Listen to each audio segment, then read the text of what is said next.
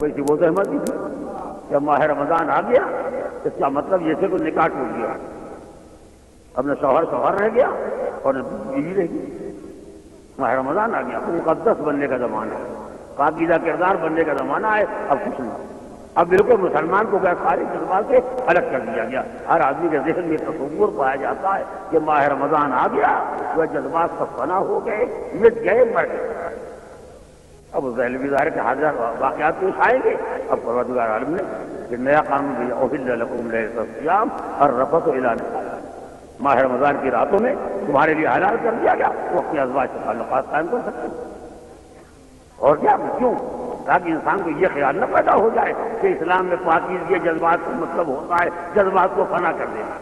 یہ کام تو ہو ہی نہیں سکتا ہے۔ ہم جذبے کو پاکیزہ بنانا چاہتے ہیں، مٹانا نہیں چاہتے۔ تو یہ بھی چاہتے جذبہ رہے، یہ بھی چاہتے پاکیزہ رہے، لہٰذا ایک وقت ہم نے رکھا ہے جذبے کے باقی رکھنے کے لیے، ایک وقت رکھا ہے اس کو پاکیزہ بنانے کے لیے۔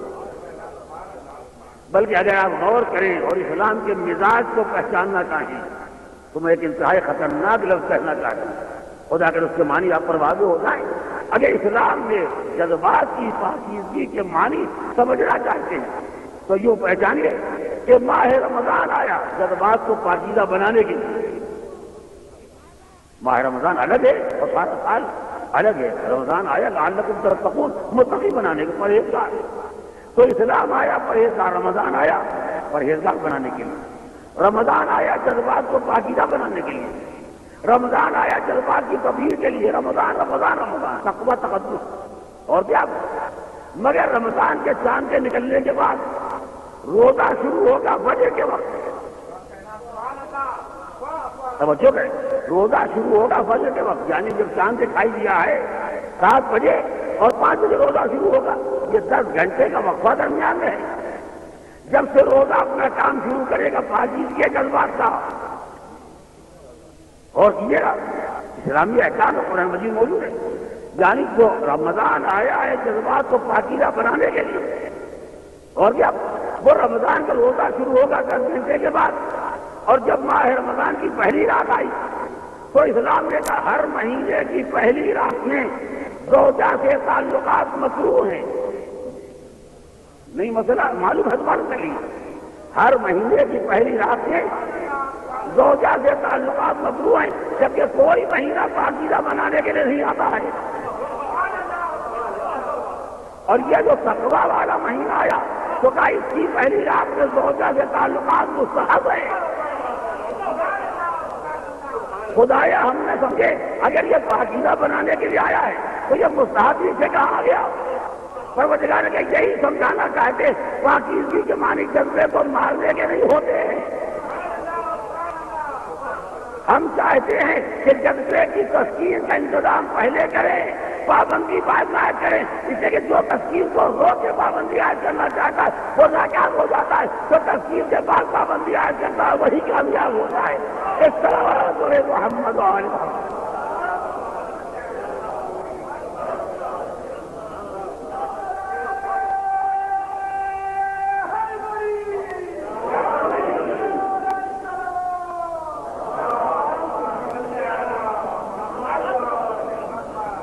اس 20ویں صدی کا سب سے بڑا فساد یہ ہے، اس 20ویں صدی کی سب سے بڑی خرابی یہ ہے جو ہم دیکھ رہے ہیں، اس کا سب سے بڑا فساد یہ ہے کہ پابندی کا شوق سب کو ہے، انتظام کسی کا کسی کو نہیں۔ ہر آدمی خالی بچوں کو سمجھانا چاہتا ہے، خبردار یہ نگاہ اٹھا کے نہ دیکھنا، خبردار ادھر مت جانا، خبردار ریڈیو مت سننا، خبردار ٹی وی مت دیکھنا، خبردار یہ نہ کرنا، خالی خبردار ہی ہے۔ اور جب کہا گیا بھائی اس کے جذبے کے بارے میں سوچو، ابھی تو نوکری نہیں ہے، ابھی تو ڈگری نہیں ہے، ابھی تو ایم اے نہیں پاس کیا، ابھی تو بی اے نہیں پاس کیا، بولا کام نہیں ہوا، وہ کام نہیں ہوا۔ اور کیا میں نے فکرہ کسی مقام پر کہا تھا، اب آ گیا ذہن میں تو گزارش کر دو بات مکمل ہو جائے۔ آج تک کوئی عقلمند باپ ایسا نہ دیکھا جو بچے کو کھانا کھاتے وقت دیکھا ابھی مت کھاؤ، ابھی بی اے پاس نہیں کیا۔ میں نے بات کو سوچیے گا، یہ مسائل سوچنے کے ہیں، یہ ہنسنے کے ہیں، نہ رونے کے۔ کسی ماں کو دیکھا ہے تو بچے سے کہے ابھی تو تم نے ڈگری نہیں کی، کھانا مت کھاؤ، وہ برداشت کرو، ایسا کہنے والا شریف کوئی اپنی بیٹی لے گئے، ابھی تم نے ایم اے پاس نہیں کیا، ابھی پانی مت پیو، ارے کوئی کہنے والا کیوں نہیں کہتے؟ پاگل ہو گئے ہو دیوانے ہو گئے، کیوں نہیں کہتے؟ روٹی بچے گی پانی بچے گا، پھر بھلا بتائی بھوک لگے، اگر روٹی سے روک دیں گے بہر کھا لے گا، اگر پانی سے روک دیں گے خدا جانے کیا کرے گا؟ اور کیا یعنی وہ جذبہ جو زندگی کے لیے خطرناک نہیں ہے، جو خاندانوں کو ذلیل بنانے کا سبب نہیں ہے، جو بے آبرو ہونے کی بنیاد نہیں ہے، اس جذبے کا اتنا احترام ہے کہ بھوک لگے تو روٹی ہونا چاہیے، پیاس لگے تو پانی ہونا چاہیے، نہ ڈگری کا انتظار ہے، نہ نوکری کا انتظار ہے، نہ پیروں پکڑے ہونے کا انتظار ہے، اور جو جذبہ انتہائی خطرناک ہے، کتنے دیوانے وہ ماں باپ ہیں جو آنکھیں بند کر کے ڈگریوں کے انتظار کر رہے ہیں، کتنا اندھا وہ معاشرہ ہے جو آنکھیں بند کر کے دولتوں کا نوکریوں کا انتظار کر رہا ہے، یہ جذبہ کہیں روکا نہیں جا سکتا۔ توجہ کریں، سماج میں جتنا حرام پھیلے گا، حلال پر پابندی کرنے والوں کو روز قیامت جواب دینا پڑے گا۔ اس صلوات علی محمد و آل محمد۔